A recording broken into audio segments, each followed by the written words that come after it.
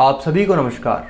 जिन 3 agriculture acts को लेकर किसान इस देश के हर हिस्से में प्रोटेस्ट कर रहे हैं, आज मैं उसी एग्रीकल्चर एक्ट को एक्सप्लेन करूंगा ताकि एक आम आदमी के नाते आपको पता चले कि इसमें सरकार सही है या किसान। तो अपनी पिछली वीडियो में मैं already the farmers produce trade and commerce act 2020 को एक्सप्लेन कर चुका हूं, जिसका लिंक आपको डिस्क्रिप्शन में मिल जाएगा। लेकिन आज मैं बात करूंगा दूसरे एक्ट की, यानी the farmers agreement on price assurance and farm service act 2020।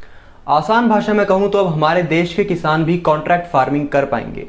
For example, अगर मैं एक चावल की खेती कर रहा हूं तो इस बीच मैं एक कंपनी से कॉन्ट्रैक्ट कर सकता हूं कि मैं अपनी फसल को आपको ही बेचूंगा जब भी ये बेचने के लिए तैयार होगी, और कंपनी भी इस कॉन्ट्रैक्ट पर साइन करेगी कि वो मेरी फसल को मान लीजिए 25 रुपए किलो चावल के रेट पर लेगी। तो हम दोनों के बीच ये कॉन्ट्रैक्ट अब हो चुका है, और इसके बाद जब फसल बेचने का वक्त आएगा तो उस वक्त अगर चावल का रेट मार्केट प्राइस 20 रुपए किलो भी होगा, तब भी कंपनी को मुझे 25 रुपए किलो ही के हिसाब से रेट देना होगा, क्योंकि कॉन्ट्रैक्ट पर यह बात पहले ही तय हो चुकी थी। और ये कॉन्ट्रैक्ट को आप मिनिमम एक फसल के सीजन के लिए कर सकते हैं और मैक्सिमम 5 साल के लिए कर सकते हैं। दूसरा, ये जो फार्मिंग एग्रीमेंट होगा इसे कॉन्सुलेशन बोर्ड को भी प्रोवाइड किया जाएगा, ताकि इन फ्यूचर अगर किसान और कंपनी के बीच कोई डिस्प्यूट होता है या कोई कहासुनी होती है तो उस वक्त इस कॉन्ट्रैक्ट की मदद से उसे सॉल्व किया जा सके। और एक कॉन्सुलेशन बोर्ड दोनों पार्टीज को सुनने के बाद ही कोई फैसला लेगा और निष्पक्ष काम करेगा बिना किसी एक की साइड लिए।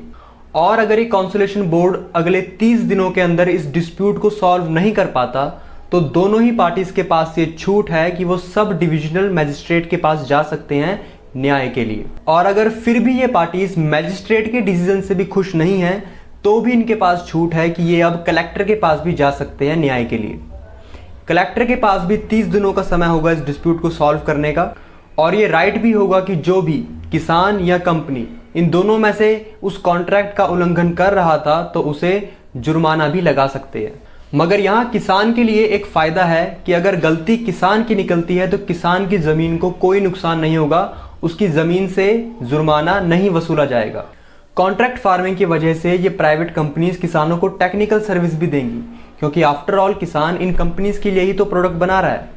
तो ये कंपनीज किसानों को टेक्निकल और अदर हेल्पफुल सर्विसेज भी दे सकती है ताकि बेस्ट क्वालिटी ऑफ प्रोडक्ट निकल कर आए।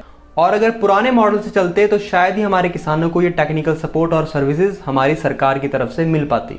और एक कॉन्ट्रैक्ट फार्मिंग का तरीका बड़ा ही सक्सेसफुल है फॉरेन कंट्रीज में, जैसे कनाडा, ऑस्ट्रेलिया, अमेरिका।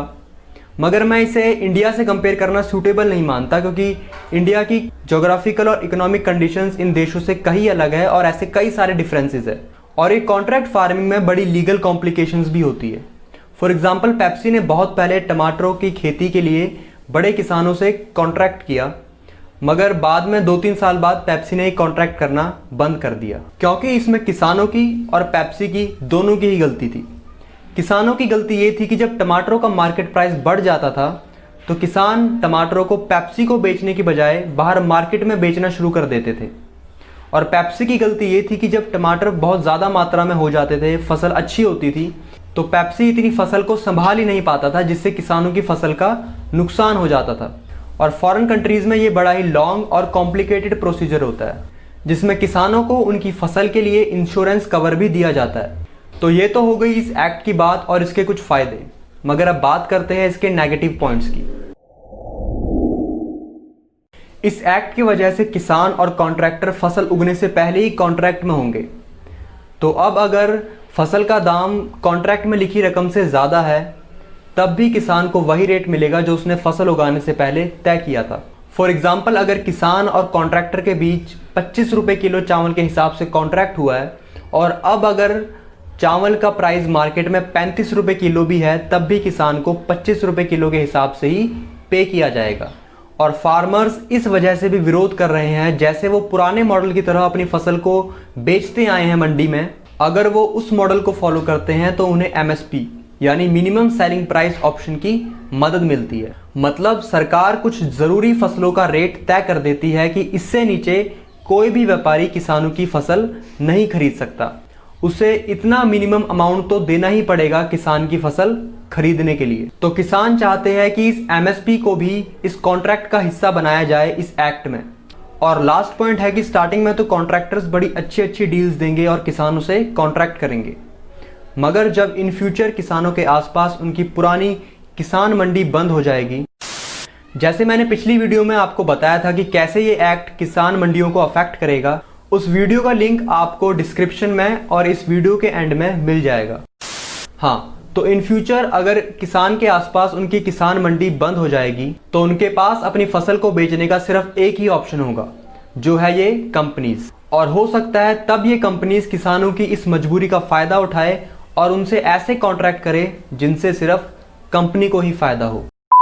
तो आई होप इस वीडियो से आपको इस एक्ट की दोनों ही साइड समझने में मदद मिली हो, और इसमें आपको कौन सही लगता है, सरकार या किसान, कमेंट कर जरूर बताएं।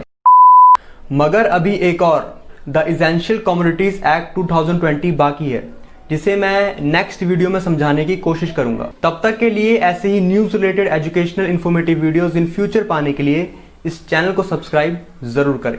नमस्कार, जय हिंद।